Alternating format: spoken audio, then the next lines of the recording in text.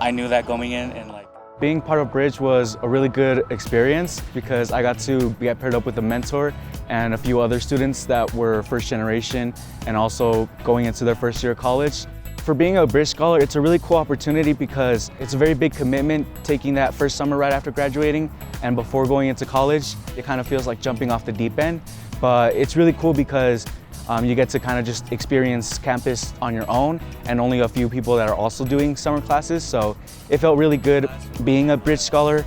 They're giving me different resources. They're pairing me up with the Career Center. It helped a lot with kind of getting more involved, getting a job and applying to different things that I wanted to be part of. And now I'm part of the Office of Admissions where I give tours, enjoy like the beautiful days, show off campus during the summer. And then end up right over here at the Oval. When I first started doing Bridge, I took 2 classes, which were each 3 credits. I took Composition 150 and Idea 210, which both classes were really great as in kind of getting a foundation of how college was going to be like.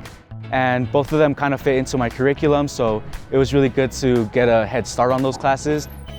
And I just enjoyed having that experience of being able to like go into the lab, get to check out the different things I got to do and learn some more every day.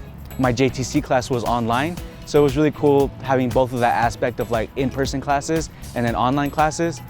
So that's what it really means to be a Bridge Scholar. It's like, even though you're first generation, you're going into your first year, you really belong here even as a first generation student.